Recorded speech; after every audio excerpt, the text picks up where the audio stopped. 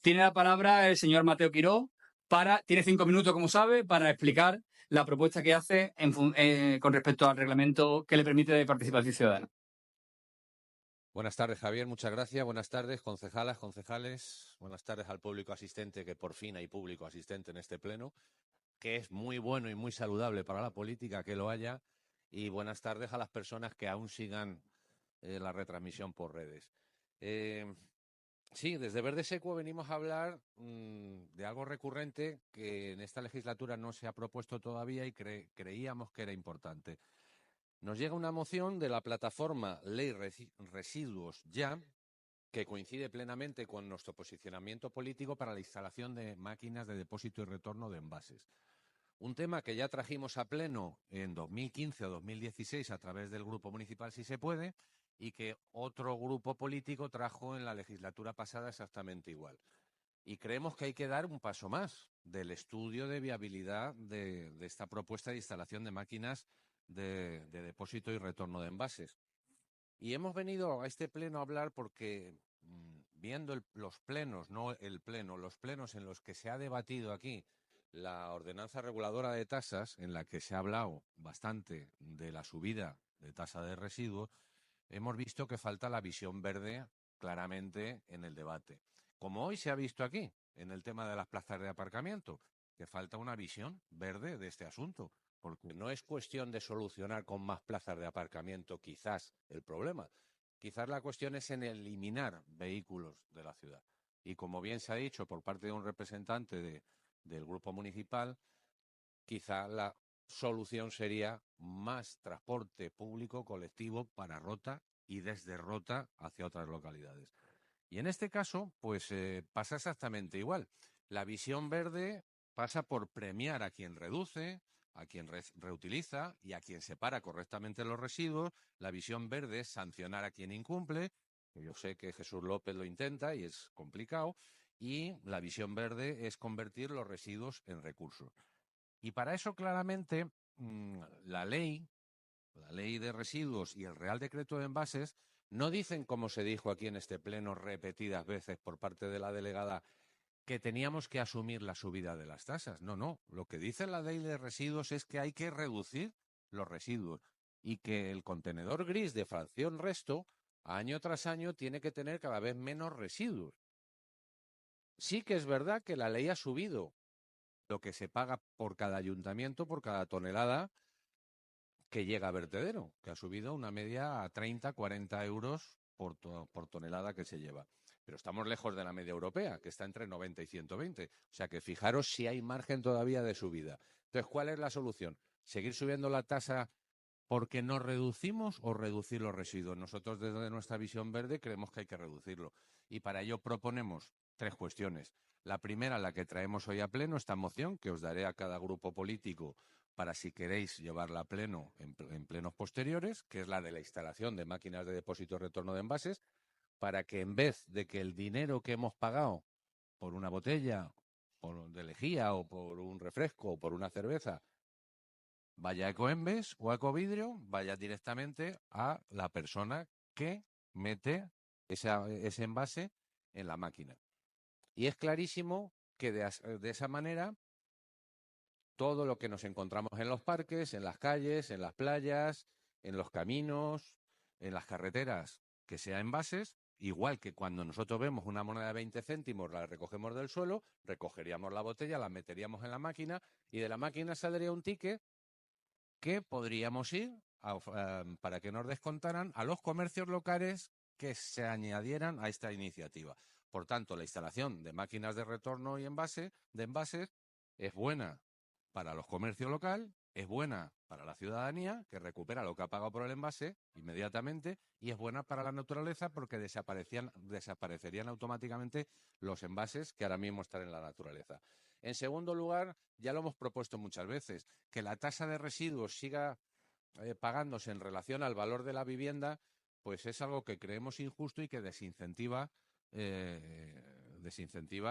la bajada de residuos, porque si una persona vive sola en una casa y paga 300 euros de tasa y otra persona que genera más residuos porque el valor de la vivienda sea la mitad, pague 150, pues nos parece absurdo. Es como si pagáramos el recibo de la luz por el valor catastral de nuestra vivienda, ¿no? Usted tiene una vivienda que vale 100.000 euros de valor catastral, pues va a pagar 100 euros al mes de luz, consuma lo que consuma. No, sería de locos, ¿no?, pensarlo así. Entonces yo creo que ya es momento de empezar a estudiar la fórmula del pago por generación de kilo de basura, que el que más contamine, más pague, que es lo que marca la ley. Y además en el procedimiento de la ley, en el reglamento, ya propone que se pueda, los ayuntamientos puedan empezar a estudiar el pago por generación de residuos. Y en último lugar, como ya he repetido varias veces y ya acabo, una manera también de reducir el pago del Ayuntamiento de Rota de los residuos que lleva a vertedero es instalar de una vez por todas el contenedor marrón de compostaje. Es que casi la mitad de los residuos que generamos al día son alimentos y elementos compostables. Entonces eso cerraría un círculo virtuoso. Menos residuos que van a vertedero, menos coste que tiene para las arcas del ayuntamiento y más fertilizantes naturales que se podrían utilizar en nuestros parques y jardines e incluso utilizar en toda la zona periurbana agropecuaria. Por tanto, estas 3 columnas básicas del círculo virtuoso que proponemos hoy aquí es para reducir los residuos y que no siga subiéndose en próximos años la tasa a todos los vecinos y vecinas roteñas. Porque sin ambición... Señor Quiró. No, Gracias.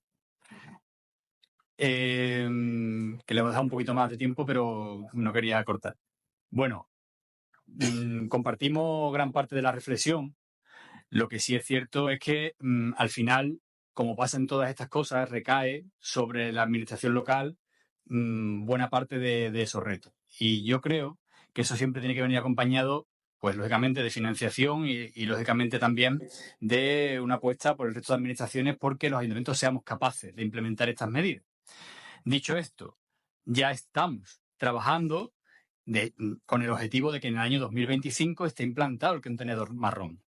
Hemos tenido reuniones con los técnicos municipales, con la empresa concesionaria del servicio, de manera que, después de un esfuerzo muy importante que se ha hecho en estos años de soterramiento de contenedores, tenemos que volver a configurar las islas de contenedores para incorporar un quinto contenedor más pequeño, con otro ciclo de recogida y, lógicamente, adaptado a la necesidad de que las basuras, los residuos orgánicos sean retirados de una forma más eficaz.